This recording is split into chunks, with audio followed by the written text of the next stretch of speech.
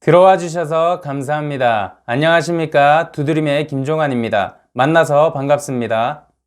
여러분, 오늘은 경청에 대해서 우리가 이야기를 나눠보도록 하겠습니다. 경청하다, 여러분 뜻을 아십니까? 경청이란 단어가 무슨 뜻을 가지고 있을까요? 경청이란 단어의 사전적 의미를 제가 풀어보겠습니다. 경청이란 귀를 기울여 듣는다는 뜻을 가지고 있습니다. 또 한 가지 더 중요한 의미가 있는데요. 경청이란 공경하는 마음으로 듣는다는 뜻을 가지고 있습니다.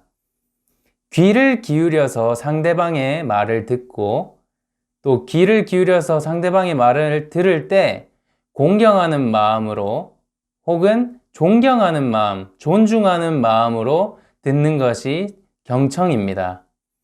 대화를 할 때 상대방의 말을 경청하는 자세가 정말 중요합니다. 내 말만 하고 내 주장만 하는 사람들이 있어요. 그런 사람들은 경청하는 능력이 떨어지는 사람들입니다. 내 말을 하는 것도 내 주장을 펼치는 것도 중요하지만 그만큼 상대방의 의견과 또 상대방의 말을 존중하고 또 공경하는 마음으로 귀를 기울여서 듣는 태도가 더욱 중요합니다. 사람들은 대화를 할 때 자기 말만 하려고 하는 경향이 많은데 최고의 대화 방법은 남의 말을 경청하는 방법입니다. 네, 오늘은 경청에 대한 이야기를 나눠보도록 하겠습니다. 오늘도 한 일화를 바탕으로 우리가 이야기를 나눠보도록 할게요. 아버지와 아들의 이야기입니다. 아버지와 아들, 참 사이좋은 부자지간의 이야기인데요. 아들이 배낭을 싸고 있습니다. 사막에 배낭여행을 아버지와 가기 위해서 신나게 여행 준비를 하고 있죠. 아들은 신이 났습니다. 아빠, 사막에 여행을 갈 걸 생각하니까 너무 신나고 좋아요. 그래, 아들아. 나도 너와 함께 사막 여행을 갈 수 있어서 너무 기쁘구나. 자, 그렇게 기쁘게 아들과 아버지는 사막 여행을 가게 되었습니다. 사막에 도착한 아버지와 아들은 사막 넓은 모래밭에 길을 걷고 있었습니다. 아들은 사막 여행이 처음이어서 신났습니다. 아들은 신이 나서 사진도 찍고 이리저리 왔다리 갔다리 하면서 사막을 구경하고 있었습니다. 아빠, 저기 좀 봐요. 모래성이 진짜 커요. 아빠, 저기 좀 보세요. 선인장이 엄청 커요. 아빠, 나 이 사진 잘 찍었죠? 헤헤헤. 완전히 신이 나서 이리저리 돌아다니는 아들이었습니다. 근데 사막은 햇빛이 정말 강하죠. 그리고 날씨가 굉장히 덥습니다. 아들은 처음에는 신이 났지만 계속되는 더위와 강한 햇빛 속에 아들은 지치게 됩니다. 아들은 아버지를 뒤따라서 걸어가지만 걷는 속도가 현저히 느려지게 되고 지친 아들은 계속해서 물을 마시는데 물마저 동이 났습니다. 아빠, 어떡해요? 물이 없어요. 나 목말라요. 물 마시고 싶어요. 아빠, 이 사막 끝이 어디예요? 마을은 언제 볼 수 있는 거예요? 아버지가 말하기를, 아들아, 사막은 바람이 많이 불어서 지형이 쉽게 변한단다. 네? 바람이 많이 불어서 지형이 쉽게 변한다고요? 그러면 길을 어떻게 찾아요? 우리 길 잃은 거 아니에요? 걱정 마라, 아들아. 내가 사막 여행을 처음 하는 것이 아니란다. 오늘 아침에 해가 어디서 떴는지 보았니? 해는 동쪽에서 뜬단다. 우리는 해가 뜬 방향을 따라 동쪽으로 가고 있어. 그 해가 뜬 방향 동쪽으로 걸어가면 분명히 마을이 나와. 나는 사막을 여러 번 여행해봤기 때문에 어떻게 해야 마을을 찾을 수 있는지 그 방법을 알고 있어. 걱정 마라, 아들아. 아들은 아버지의 말을 들었는데도 불구하고 계속해서 마음속에 걱정이 되었습니다. 아들은 더욱더 지쳐가고 있었습니다. 계속해서 걸어도 마을은 나오지 않고 또 계속해서 걸어도 오아시스조차 보이지 않았습니다. 물이 떨어지고 또 더위는 심하고 또 햇빛은 강한데 아들 마음속에는 두려운 마음이 커지고 걱정과 근심이 커졌습니다. 아빠 힘들어요. 나 더 이상 못 걷겠어요. 나 안 갈래. 어디가 마을이야. 나 너무 힘들어요. 아들은 결국 모래밭에 앉아서 투덜대기 시작했습니다. 아들아, 걱정 마라. 분명히 마을이 나와. 내 말을 믿으렴. 아, 싫어요. 나 안 갈래요. 나 힘들어요. 아들은 계속해서 지치고 계속해서 투덜댔습니다. 그렇게 투덜대면서 아버지의 뒤를 따라서 계속해서 아들은 걸었습니다. 아버지와 아들이 걷는데 아들이 갑자기 아빠에게 소리쳤습니다. 아빠, 저기 봐요, 저기! 저기 봐요, 저거 뭐예요? 무덤 아니에요, 무덤! 아빠, 우린 죽을 거예요. 아마 저 사람도 목이 말라서 길을 잃고 마을을 못 찾고 아마 저 사람도 그렇게 죽었을 거예요.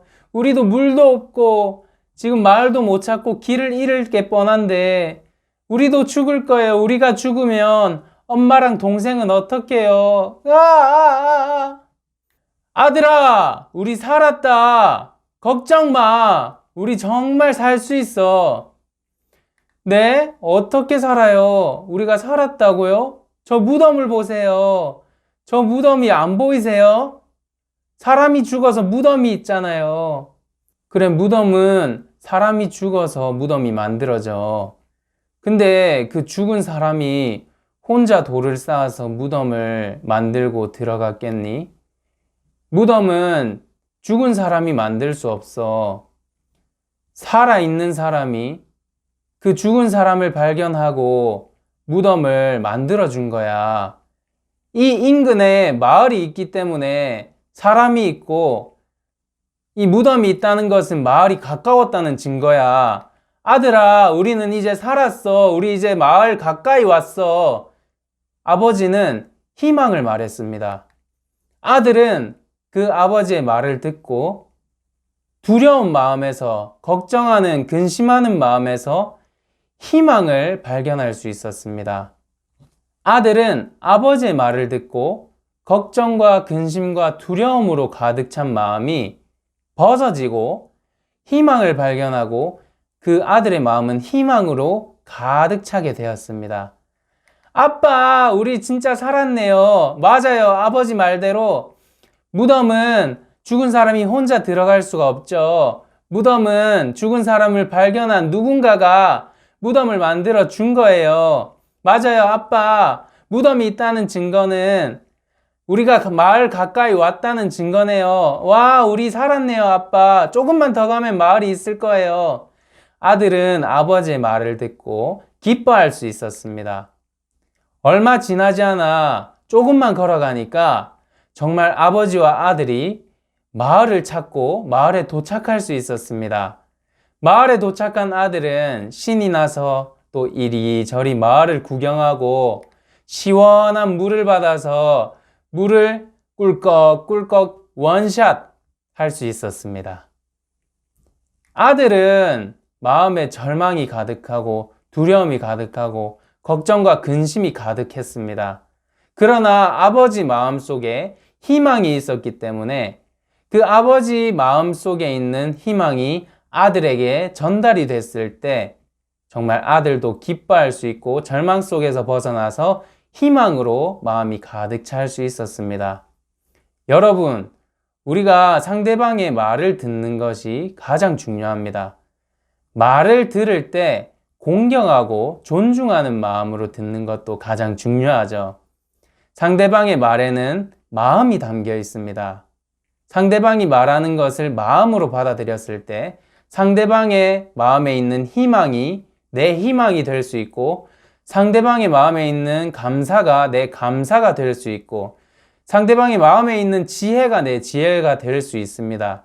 여러분, 경청하는 귀가 밝아진 사람은 상대방의 말을 공경하면서 또 존중하면서 들을 수 있고, 상대방의 지혜를 얻어서 살 수 있는 그런 행복한 사람이 됩니다.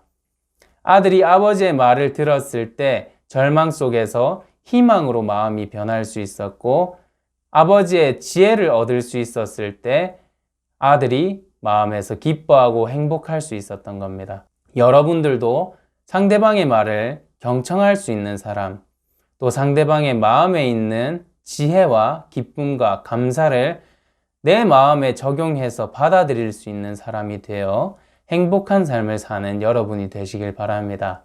네, 오늘 강연은 이것으로 마치겠습니다. 들어주셔서 감사합니다.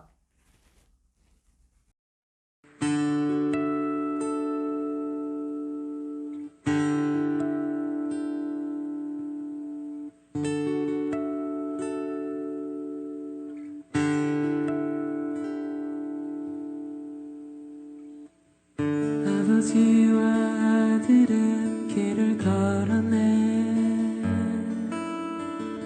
사막을 가로지르는 고단한 여정,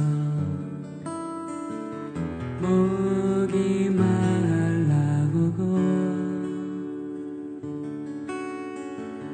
아들은 지쳐갔네. 아들이 아버지에게 물었네.